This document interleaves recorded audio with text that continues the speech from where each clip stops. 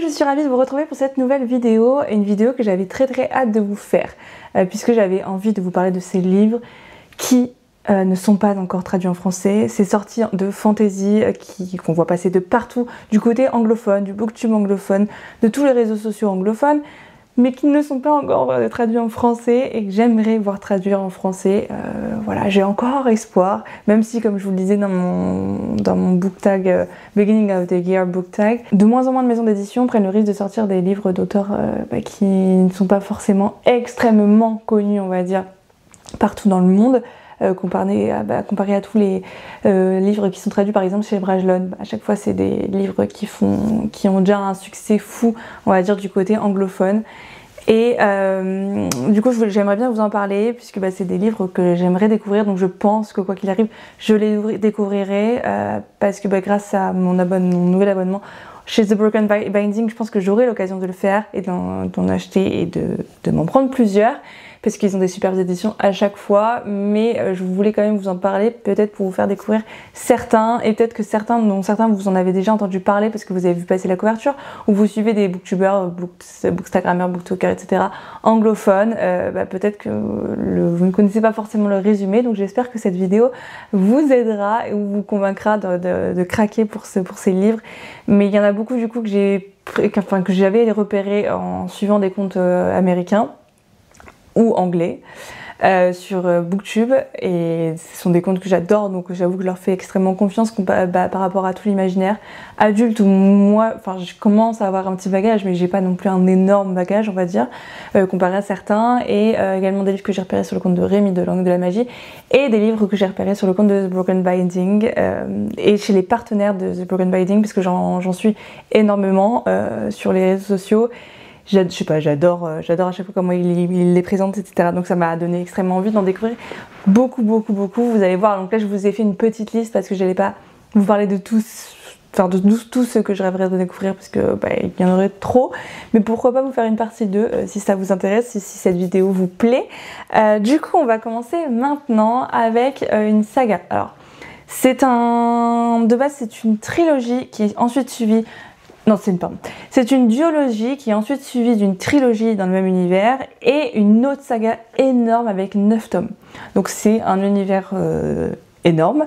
Donc j'aimerais vous parler de... alors je sais pas de quel côté je vais mettre la couverture, donc je vais pas faire de gestes comme d'habitude. Je vais vous parler de A Time of Dragons de Philippe C. Quantrell. Je ne sais pas comment on dit. Donc c'est un livre que j'ai vu énormément passer sur les réseaux sociaux. De base, il me semble que d'ailleurs dans cette liste, il y a plusieurs auto-édités de base qui ont ensuite été réédités, par exemple chez The Broken Binding, avec une édition exclusive qu'on peut retrouver que chez eux. Et du coup, celui-ci en fait partie, et c'est comme ça que je l'ai découvert. Donc le tome 1, c'est Once There Were Heroes. Pour le résumé, alors je crois que c'est un gros résumé. Bien sûr, on va parler de dragons. Les dieux sont morts. En leur absence, il ne peut y avoir que du chaos, seulement la guerre. Et ce n'est pas tout ce qui a disparu du monde de Verda. Il était une fois des héros, des hommes et des femmes courageux qui ont montré leur qualité au-dessus des autres. Ceux dont les actes leur ont valu le cœur des dragons. Ceux dont le courage et la force ont trouvé un écho auprès des enfants à naître qui, dans leurs œufs, peuvent attendre des milliers d'années un guerrier digne d'eux. Ces héros se sont soulevés sur de jeunes champs de bataille et ont défendu les faibles et les opprimés dans tout Erador. Ils l'ont fait parce qu'ils étaient inspirés, il leur suffisait de lever les yeux et de voir. Là ils mettent, la traduction c'est cavalier de dragon, mais vous savez c'est comme on dit Dragon Riders, par exemple comme dans Force Wing. Les derniers nobles guerriers du royaume, seuls les héros peuvent enhardir l'ordinaire. Pendant des siècles, des millénaires, les dragonniers ont galvanisé génération après génération, ajoutant les dragonniers à leur rang, donnant naissance à des dragons à partir de leurs œufs. Mais il n'y a plus de héros. La guerre contre les Andarins ne ressemble à rien de ce que les cavaliers ni les armées d'Erador n'ont jamais affronté. À la place des héros, il n'y a plus que des soldats. Du fourrage pour la machine de guerre. Cette période du crépuscule devait être l'heure suprême de l'obscurité, lorsque la lumière perd son emprise. Il y a ceux qui attendant leur heure dans l'ombre pendant que les héros de Verda s'éteignent. Ils adorent quelque chose d'ancien, quelque chose d'oublié par les mythes et les légendes, quelque chose de mal. Il incombe à quelques-uns de contenir cette obscurité, quelques-uns qui doivent se relever sans inspiration et prouver qu'ils sont dignes. Voilà, je ne sais pas, ça me donne extrêmement envie. Encore une fois, Je suis très très fan, comme beaucoup par ici je pense, et comme beaucoup sur les réseaux, de tout ce qui touche au dragon, donc bien sûr que je vais un jour me laisser tenter par celle-ci. Après c'est juste que la longueur de la saga, enfin de l'univers en elle-même me fait un peu peur, mais bon, quand on voit du Robin Hood en même temps, bon, bah voilà. Il est pas mal noté je crois, oui quand même, là c'est sur Amazon, mais il est noté 4,6 avec plus de 2300 avis, donc c'est vraiment pas rien. Voilà pour ce premier livre, on va passer au deuxième. Donc c'est alors je sais plus, oui le nom de la saga c'est The Rag of Erta. Donc le premier tome, je pense que vous en avez plus entendu parler avec le titre du premier tome, c'est Sons of Darkness de Gaurav Mohanty. Alors qu'est-ce que je peux vous dire dessus ? Pour l'instant, il n'y a qu'un tome de sortie, le deuxième sort fin février et c'est considéré comme de la grimdark fantasy, donc je crois pas en avoir déjà lu, je sais plus. Il faudra que je regarde quels titres sont considérés comme étant de la grimdark fantasy. Mais du coup, pour le résumé de ce premier tome, c'est écrit: certaines ballades sont ancrées dans le sang. Saignée à sec par de violents affrontements avec l'Empire Magadan, la République Maturan est au bord de l'oubli. Le sénateur Krishna et sa troisième épouse, Satyabhama, ont mis en œuvre leur plan tant à l'intérieur qu'au-delà des frontières ensanglantées de la République pour la protéger d'une annihilation totale. Mais ils vont bientôt découvrir que ni l'or ni les alliances ne durent éternellement et qu'ils ne sont pas les seuls acteurs sur le plateau. Mati, princesse pirate de Kalinga, a décidé de s'amender et de devenir une bonne épouse. Mais les vieilles habitudes ont la vie dure, surtout quand on a l'habitude de recourir au meurtre pour régler de vieux comptes. Karna, maussade et belle, espère enterrer son passé brutal, mais découvre que le destin est avare lorsqu'il s'agit d'accorder une seconde chance. Shakuna, héros devenu tortionnaire, boite sur un chemin semé de poignards. Pendant ce temps, ses ennemis et ses malheurs se multiplient, ne lui laissant que peu de temps pour se venger. Donc j'imagine que ce sera un récit avec plusieurs points de vue. Ce sont mes préférés, donc ça me va très bien. Leur vie est sur le point de devenir encore plus difficile alors qu'un groupe de reines sinistres, de rois naïfs, d'assassins pieux et de prêtres voraces convergent là où le fils des ténèbres est censé se lever, alors même que des dieux oubliés se préparent à jouer leur rôle. Tada! Donc vous voyez, c'est un peu les genres de récits que j'adore, c'est forcément l'obscurité contre la lumière. J'avoue que c'est un peu cliché, c'est un peu ce qu'on voit dans énormément de fantasy, mais c'est aussi ce que j'adore suivre, donc je pense que ça pourrait le faire vraiment, vraiment beaucoup pour moi. Et celui-ci est également bien noté, même si bon, il y a moins de notes, enfin de nombre de notes, il y en a une centaine, mais il est quand même noté 4,5 sur 5, donc voilà, ça me donne extrêmement envie. Ensuite, et là je suis absolument sûre de pouvoir découvrir cette nouvelle saga, puisque c'est la saga grâce à laquelle j'ai eu mon abonnement The Broken Binding.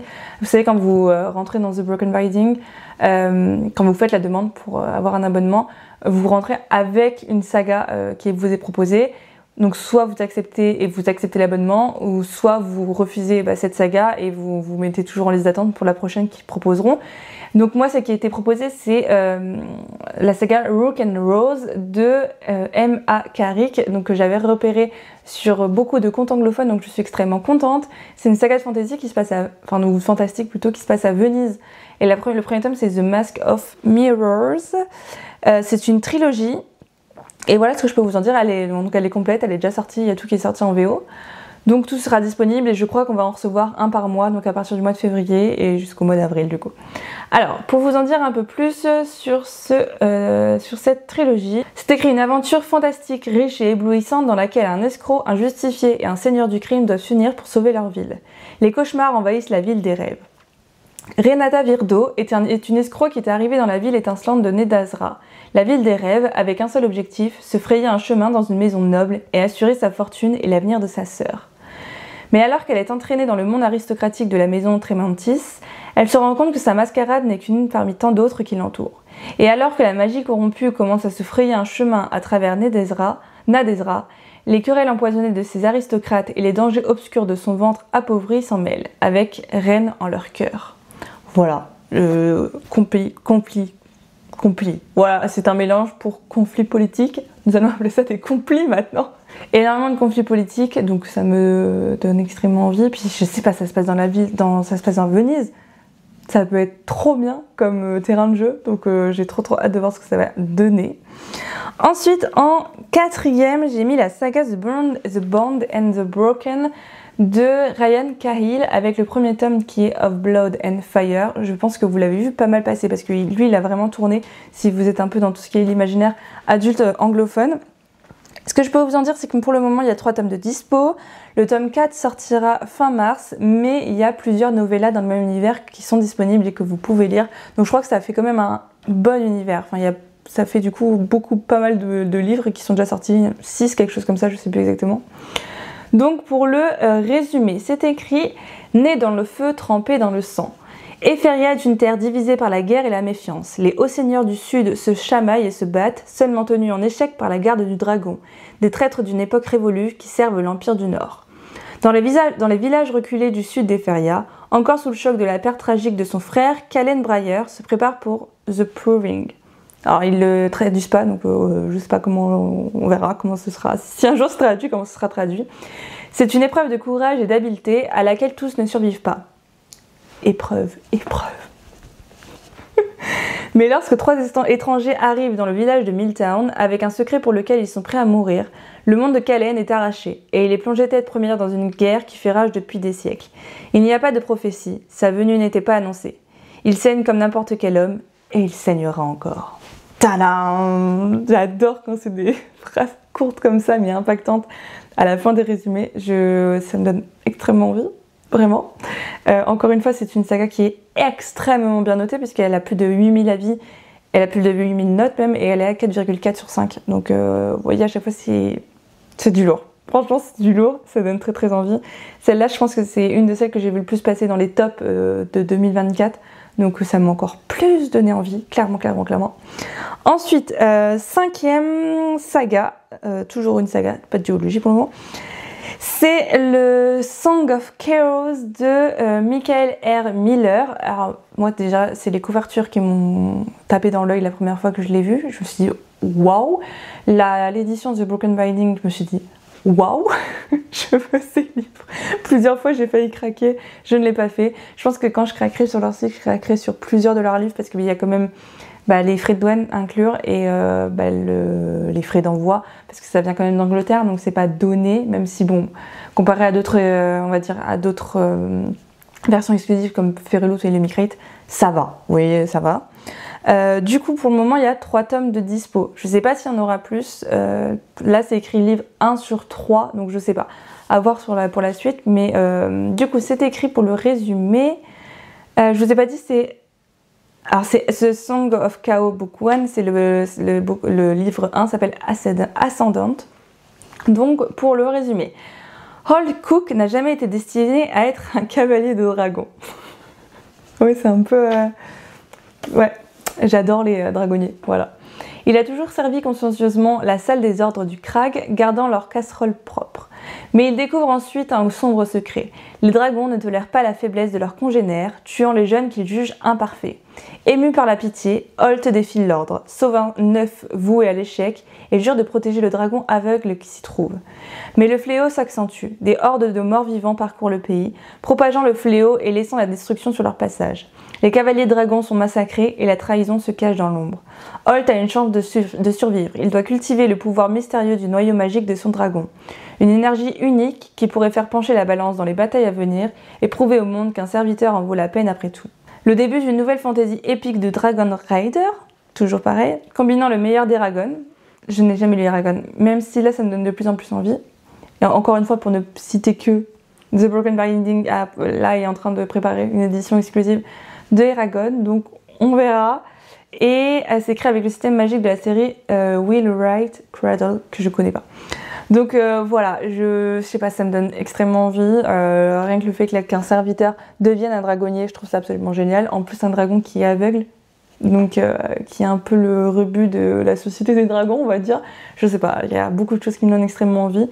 Et encore une fois, si vous voulez parler de notes, il est noté avec plus de 6200 avis, 4,6 sur 5. Voilà. Puis je sais pas, les couvertures, je pense que oui, je fais ça parce que je sais pas où je la mettrai. Je pense que ça donne assez envie comme ça.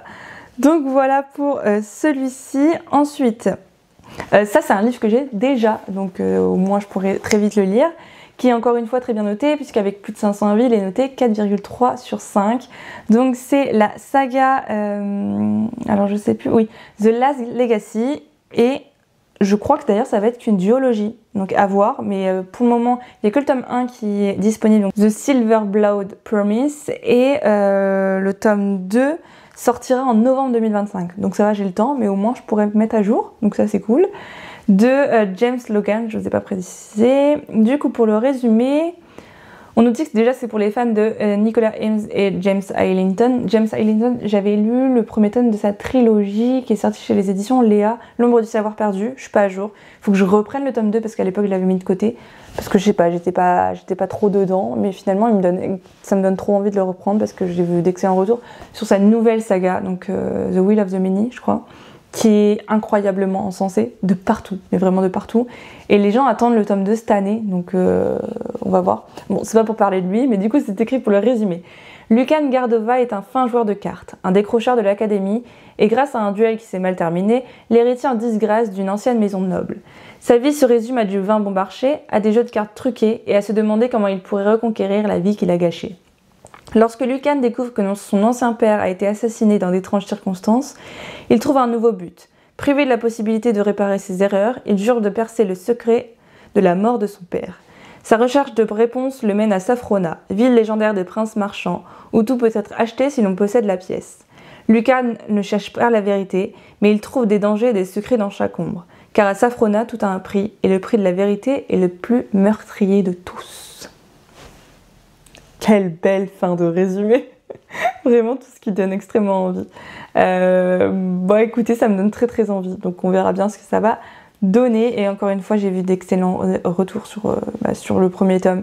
Il est pas mal encensé également sur le Booktube anglophone, donc voilà. N'hésitez pas d'ailleurs vous à me dire au fur et à mesure de la vidéo s'il y en a qui vous donnent très envie, parce que j'aimerais bien savoir. Et peut-être qu'on peut se motiver à le sortir ensemble, à les sortir ensemble, parce que je vous rappelle que ça reste de la VO adulte, donc ça va prendre du temps à lire ce premier tome, ces suites de sagas, etc.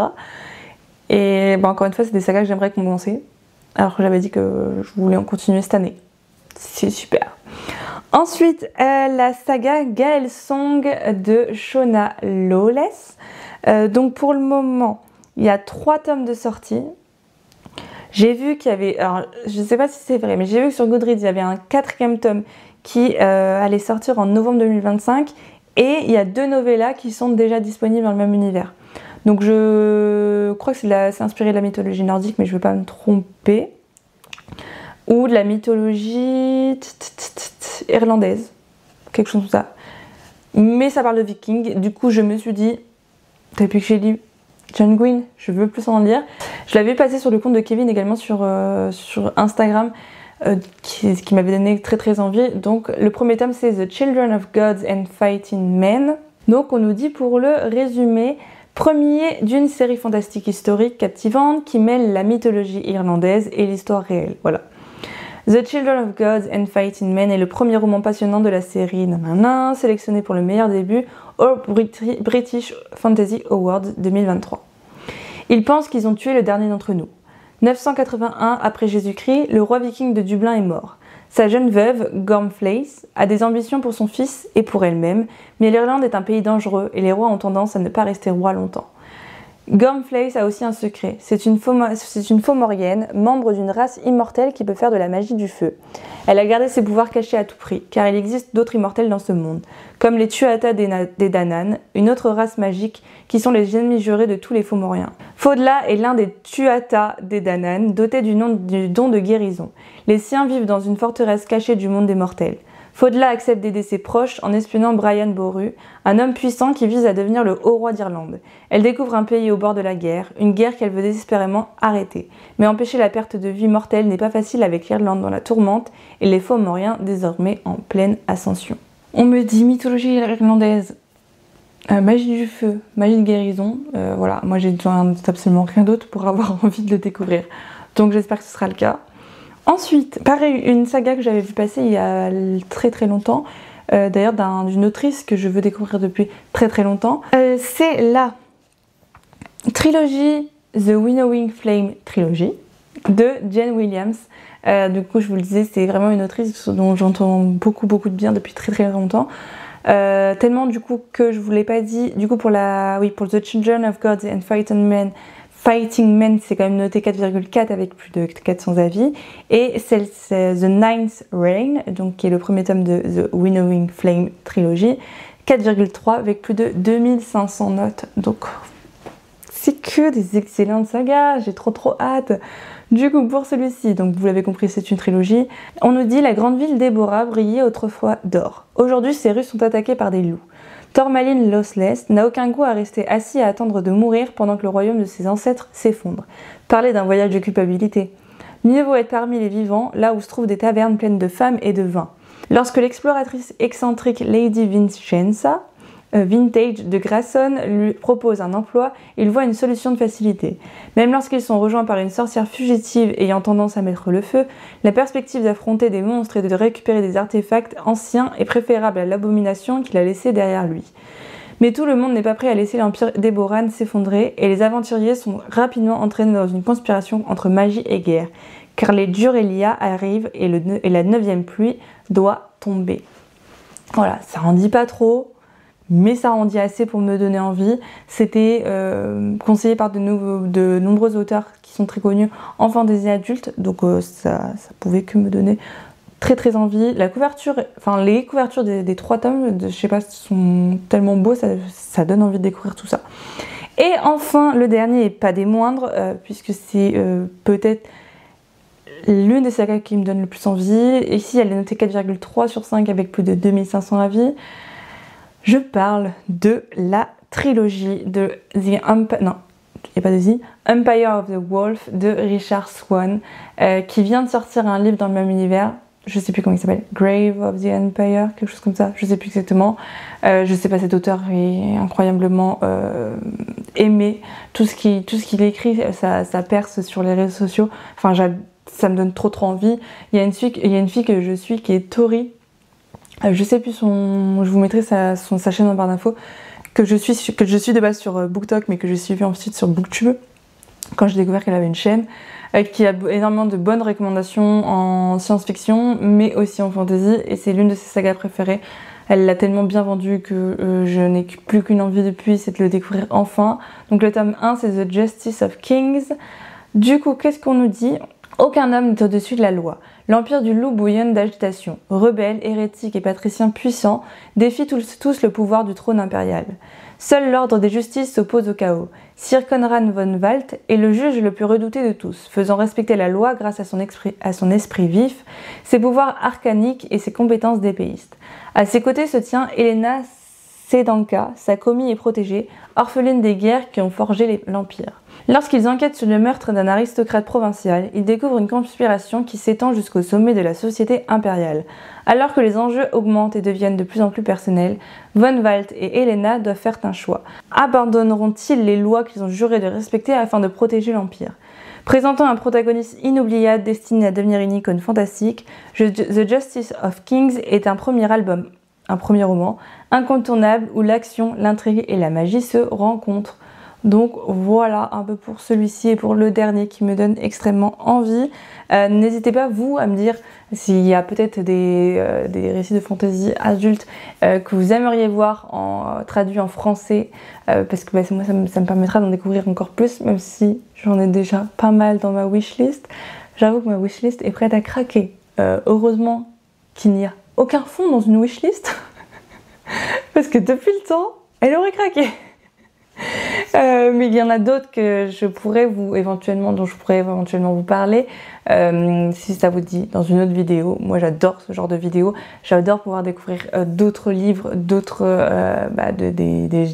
livres dont on n'entend pas forcément parler de partout, mais qui me donnent extrêmement envie. Donc n'hésitez pas, si c'est un concept qui vous plaît toujours autant, et je continuerai de vous en faire, et peut-être pourquoi pas en science-fiction ou dans d'autres genres, je sais pas, je verrai. Bon, moi, ce sera toujours dans l'imaginaire, vous commencez à me connaître, mais voilà un peu pour les livres dont je voulais vous parler aujourd'hui. Comme d'habitude, n'hésitez pas à liker, à vous abonner et à partager si le cœur vous en dit. Et si vous savez pas quoi mettre en commentaire, commentaire mis sur, comment il s'appelle déjà ? Empire of the Wolf. N'hésitez pas à mettre des loups, des emojis loups en commentaire. Voilà. Puis moi je vous fais de très gros bisous et je vous dis à bientôt pour une nouvelle vidéo. Bye bye.